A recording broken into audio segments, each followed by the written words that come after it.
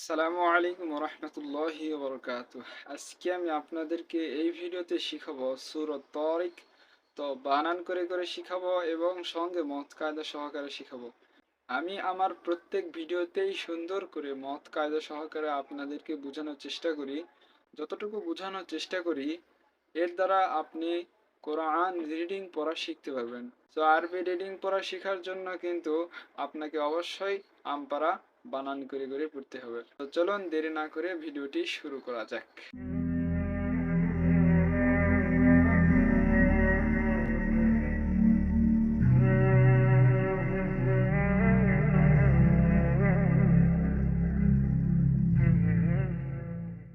তো দেখেন, সূরা তারিক যা মক্কায় অবতীর্ণ হয়েছে, এর আয়াত সংখ্যা হলো 17, রুকু হলো 1। তো আমরা বিসমিল্লাহ দিয়ে শুরু করি। বিসমিল্লাহির রহমানির রহিম। তো আমরা একবার বানান করে দেখব, তারপরে আমরা কোথায় মত কায়দা আছে সেগুলো দেখব, এবং তারপরে আমরা রিডিং একবার দেখব। ঠিক আছে? তো দেখেন, ওয়াসসামাই ওয়াত-তারিক। তো এখানে দেখেন ওয়াসসা, মিম আলিফ জবর মা, ওয়াসসামা হামজা জের ই, ওয়াসসামাই, ওয়া তা জবর ওয়াত, ত আলিফ জবর ত, ওয়াত ত র জের ই, ওয়াত তরি, কফ জের কি, ওয়াত তরিকি, ওয়াসসামাই ওয়াত তরিকি। তো এখানে আমরা কেন টানবো? মদের হরফের উপর মোটা চিহ্ন, অর্থাৎ মদের হরফ কি? জবরের বাম পাশে খালি আলিফ, এটি হলো মদের হরফ। মদের হরফ হলে এক আলিফ টানতে হয়, কিন্তু মদের হরফের পরে গোল হামজা আছে, সেই কারণে এখানে 4 আলিফ টান হবে। আর আপনার যদি বুঝতে অসুবিধা হয় তাহলে মোটা চিহ্ন যেখানে দেখবেন সেখানে 4 আলিফ টানবেন, তাহলেই হয়ে যাবে ইনশাআল্লাহ। আর এখানে দেখেন, জবরের বাম পাশে খালি আলিফ, সেম এখানেও একই কায়দা, মদের হরফ। সো এখানে 1 আলিফ টান হবে, কিন্তু এখানে 4 আলিফ হলো, এখানে 1 আলিফ হলো। এর মধ্যে পার্থক্য হলো, যখন মদের হরফের পরে গোল হামজা থাকবে তখন 4 আলিফ টান হবে, আর যখন মদের হরফ শুধু একাই থাকবে তখন 1 আলিফ টান হবে। ঠিক আছে? তাহলে ওয়াসসামাই ওয়াত-তারিক, ওয়ামা আদরাকা মাত-তারিক। তো এখানে দেখেন, ওয়াও জবর ওয়া, মিম আলিফ জবর মা, ওয়ামা, হামজা দাল জবর আদ, র খারা জবর র, ওয়ামা আদর, কাপ জবর কা, ওয়ামা আদরাকা, মিম তা জবর মাত, ত আলিফ জবর ত, মাত ত র জেরি, মাত তরি, কফ পেশ কু, মাত তরিকু। তো ওয়াকফ করলে হবে মাত তরিক। তো এখানে দেখেন, জবরের বাম পাশে খালি আলিফ, এটা কি? মদের হরফ। মদের হরফের পরে লম্বা হামজা থাকার কারণে 3 আলিফ টান হবে। আর এগুলো যদি না বুঝতে পারেন, আমি ডিসক্রিপশন বক্সে লিংক দিয়ে দিব, আপনি চাইলে দেখতে পারেন মদের হরফ কাকে বলে, বা চিকন চিহ্ন থাকলে কয় আলিফ টান হয়। তো আমি বলে দিচ্ছি যে চিকন চিহ্ন থাকলে 3 আলিফ টানিয়ে পড়তে হবে, মোটা চিহ্ন থাকলে 4 আলিফ টানিয়ে পড়তে হবে। তো যেখানে আমরা চিকন চিহ্ন দেখবো 3 আলিফ টানবো, মোটা চিহ্ন দেখলে 4 আলিফ টানবো। ঠিক আছে? আর এখানে দেখেন হামজা দাল আদ, তো এখানে কিন্তু কলকলা হচ্ছে। আমরা জানি কলকলা হরফ 5টি, কফ তো বা জিম দাল। এই 5টি হরফের মধ্যে যে কোনো একটি হরফ আসলে এবং তার উপর যদি জজম হয় তাহলে কলকলা করতে হয়, অর্থাৎ ধাক্কা দিয়ে পড়তে হয়। যেমন আদ। ঠিক আছে? র খারা জবর র, এটা খারা জবর, আমাদের 1 আলিফ টানতে হবে। মদের হরকত হলো 3টি, খারা জবর খারাজের উল্টা। সো মদের হরকত 1 আলিফ টানিয়ে পড়তে হয়। সো মদের হরকত 1 আলিফ টানিয়ে পড়তে হয়। তো সেই কারণে আমরা এখানে 1 আলিফ টানবো। সো আপনার যদি বুঝতে কোনো জায়গাতে অসুবিধা হয় তাহলে অবশ্যই কমেন্ট করে বলবেন, আমি ইনশাআল্লাহ আপনাকে উত্তর দিব।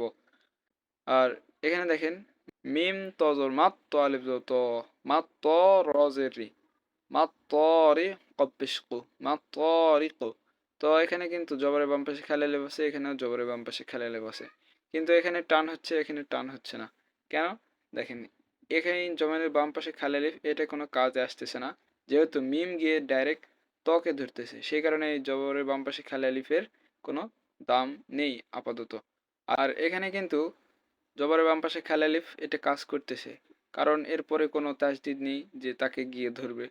তো সেই কারণে এটা জবরের বাম পাশে খালি আলিফ, সো এটা মদের হরফ, সেই কারণে আমরা এখানে এক আলিফ টানবো। ঠিক আছে, ওয়ামা আদরাকা মাত-তারিক। আর এখানে বলে দিই, আমরা যখন লাস্টের হরফে ওয়াকফ করব অর্থাৎ ছেড়ে দিব, তখন লাস্টের হরফে জজম হয়ে যাবে। জজম, জবরজের পেশ থাকলে সেটার উচ্চারণ হবে না।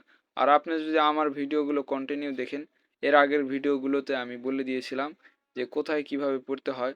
সো বিভিন্ন সূরার বিভিন্ন রকম কায়দা, সেই কায়দা একই কিন্তু বিভিন্ন স্টাইল, বুঝছেন? সেই কারণে আমি ভিডিওগুলো আপলোড করি। তারপরে দেখেন আন নাজমুস সাকিব। তো এখানে দেখেন আন, এখানে কিন্তু জবর নেই, কি জন্যে?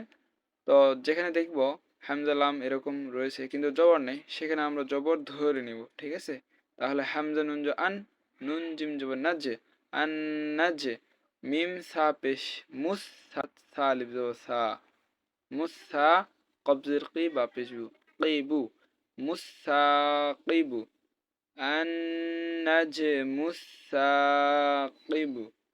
তো এখানে দেখেন, এখানে কিন্তু গুণা হবে। আমরা জানি নুনে বা মিমে তাহসিদ হলে গুণা করে পড়তে হয়। আর এখানে দেখেন কলকলা হবে। আমি বললাম যে কলকলা হলো 5টি কপ্ত বা জিম দাল, তো জিমও কিন্তু রয়েছে। আর কলকলা হলে কি করে পড়তে হয়? ধাক্কা দিয়ে পড়তে হয়। তো এখানে নুন জিম জবর নাজ, ঠিক আছে। আর মিম গিয়ে কিন্তু সাকে ধরতেছে, আবার সা দেখেন জবরের বাম পাশে খাল আলিফ হচ্ছে, তো সেই কারণে সা এক আলিফ টান হবে। আর এখানে বললাম যে ওয়াকফ করলে লাস্টের হরফে জজম হয়ে যাবে, তো সেই কারণে আমরা এখানেও কলকলা করব, কারণ কফ ত বা জিম দাল বাও রয়েছে কিন্তু কলকলা হরফে, সেই কারণে আমরা এখানেও ধাক্কা দিয়ে পড়ব কিব। ঠিক আছে, আন নাজমু সাকিব।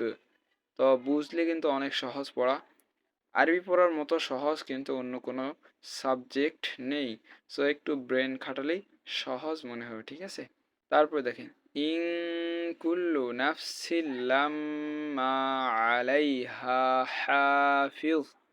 তো এখানে দেখেন হামজা নুন যে ইং, কাপ লাম পেশ কুল, লাম পেশ লু, কুল্লু, ইং কুল্লু, নুন ফাজো নাফ, সিন লাম যে সিল, নাফসিল, লাম মিম জো লাম, মিম আলিফ জো মা, লাম্মা, নাফসিল লাম্মা, আইন জো আ, লাম ইয়া জো লাই, আলাইহা আলিফ জো হা, আলাইহা, হা আলিফ জো হা, ফাজিফি হাফিজুন, হাফিজুন। ওয়াকফ করলে কি হবে?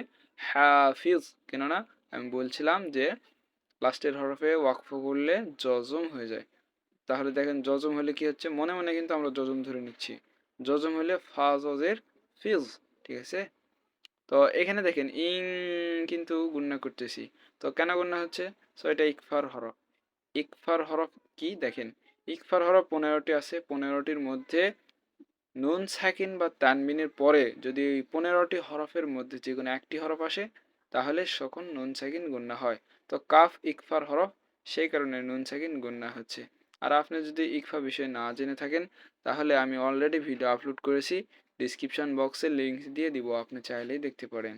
তো সেই কারণে এখানে গুণনা হচ্ছে ইং। তো আমার একটা ভিডিও আপলোড করেছি যেখানে বলা হয়েছে যে নুন সাকিন কখন গুণনা হয়, কখন গুণনা হয় না। তো চাইলে আপনি ওই ভিডিওটি দেখে নিতে পারেন। তো এখানে দেখেন ইং কুল্লু নাফসিল লাম্মা আলাইহা। তো এখানে দেখেন নুন ফাজো নাফ, সা গিয়ে কিন্তু লামকে ধরতেছে, সালাম যে সিল, লাম গিয়ে আবার মিমকে ধরেছে, লাম মিম আলিফ জবর মা, লাম্মা। তো এখানে জবরের বাম পাশে কিন্তু খালি আলিফ।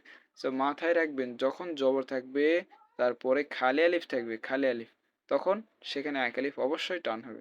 ঠিক আছে, তারপরে দেখেন আলাই হা, এখানে কিন্তু এক আলিফ টান হবে। হা জবরের বাম পাশে কি খালি আলিফ, এখানে কি জবরের বাম পাশে খালি আলিফ, সো এখানেও টান হবে। আর এখানে তো বললাম ফিজ, ঠিক আছে, ওয়াকফের কারণে জজম হয়ে যাবে। তো এখান থেকে শুরু করি, ইন কুল্লু নাফসিল লাম্মা আলাইহা হাফিজ। তো এখানে কিন্তু আমি গুণনা করলাম, আমি বলছিলাম যে নুনে বা মিমে তাসদিদ হলে কিন্তু গুণনা করতে হয়। ঠিক আছে, তারপর দেখেন ফাল আমজা ফাল, ইয়ান আমজা ইয়াং, ফাল ইয়াং জফেজু, ফাল ইয়াংজু, র লাম যে রিল, ফাল ইয়ানজুরিল, হামজা নুন যে ইং, সিন আলিফ যে সা, নুন পেশ নু, ইনসানু, মিম মিম যে মিম, মিম জের মা, মিম্মা খ পেশ খু, লাম যে লি, খুলি কব জের ক, খুলি ক, মিম্মা খুলি ক। তো এখানে দেখেন ফা লাম যে ফাল,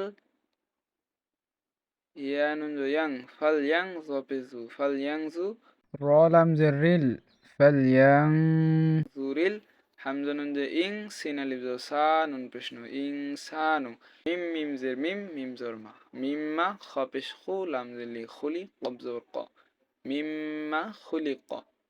তো এখানে দেখেন ইয়া নুন যে ইয়াং কিন্তু গুণনা হচ্ছে। আমি বলছিলাম যে নুন সাকিন কখন গুণনা হয় কখন গুণনা হয় না, এ বিষয়ে অবশ্যই আপনার জানা উচিত। ডিসক্রিপশন বক্সে লিঙ্ক দিব যে নুন সাকিন কখন গুণনা হয় কখন গুণনা হয় না এ বিষয়ে।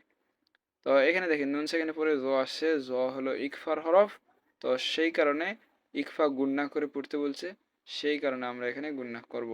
অর্থাৎ নুন সাকিন বা তানবিনের পরে যদি ইকফার হরফ আসে তাহলে নুন সাকিন গুণনা হবে। আশা করি বুঝতে পারছেন। তো এখানে সেই জন্য আমরা গুণনা করব, ফাল ইয়ানজুরিল ইনসানু, এখানেও নুন সাকিন গুণনা হবে, কেননা ইকফার হরফ 15টা, তো 15টার মধ্যে একটা যদি আসে তাহলে সেখানে গুণনা হয়। তো এখানে একটা আসছে, এখানে আরেকটা আসছে, আরেক জায়গায় আরেকটা আসতে পারে, ঠিক আছে। তো আমরা অবশ্যই মনে রাখবো 15টা হরফ কি কি আমি বলে দিই, তা, সা, জিম, দাল, জাল, সা, সিন, শিন, সদ, দত, ত, জ, ফা, কফ, কাফ। তো এগুলোর মধ্যে আসলে কিন্তু গুণনা হবে, ঠিক আছে। তাহলে এখানে কি হলো, ইনসানু, মিম মিম জের মিম, মিম জের মা, মিম্মা খপেশ খুলাম জেলি, খুলি কবজর ক, খুলি ক, মিম্মা খুলি ক। তাহলে ফাল ইয়ানজুরিল ইনসানু মিম্মা খুলিক, খুলিক মিম্মা ইন দাফিক। তো এখানে দেখেন খপেশ খুলাম দিলি, খুলি কবজর ক, খুলিক, মিম মিম জের মিম, মিম আলিফ জের মা, মিম্মা। তো যখন সাকিনের পরে তাসদিদ থাকবে, যেহেতু তাসদিদ বড়, সেই কারণে আমরা তাসদিদকে ধরবো, সাকিনকে ধরবো না, তখন সাকিন বাদ পড়বে, ঠিক আছে। তাহলে মিম্মা, হামজা দুই জের ইন, মিম্মা ইন, দাল দা, ফাজের ফি, কবজের কিন, দা ফি কিন, ওয়াকফ করলে হবে ফিক। বলছিলাম যে লাস্টের হরফে ওয়াকফ করলে জজম হয়, জজম, ফা কবজের ফিক। তো এটা মনে মনে ধরে নিতে হবে কিন্তু, হ্যাঁ। খুলিক মিম্মা ইন দাফিক। তো এখানে দেখেন 4 আলিফ টান হবে কি কারণে, মোটা চিহ্ন থাকার কারণে আমরা 4 আলিফ টানবো, মিমে তাসদিদ হওয়ার কারণে একটু গুণনা করব। আর তানবিনের পরে দেখেন ইকফার হরফ দাল আছে, সেই কারণে আমরা দাল তানবিনকে গুণনা করব, ঠিক আছে। তো নুন সাকিন বা তানবিনের পরে কিন্তু ইকফার হরফ থাকলে গুণনা হয়। সো নুন সাকিনের পরে থাকলেও গুণনা হবে, তানবিনের পরে থাকলেও গুণনা হবে। সো তানবিন বিষয়ে একটু বলি, দুই জবর দুই জের দুই পেশকে তানবিন বলে, ঠিক আছে। সো দুই জেরের পরে দাল আসছে, দাল ইকফার হরফ, সেই কারণে আমরা গুণনা করব হামজাকে অর্থাৎ তানবিনকে, ইং, ঠিক আছে। তাহলে খুলিক মিম মাইন দাফিক। তো আমরা পুরোটা একবার দেখে নিই। বিসমিল্লাহির রহমানির রহিম।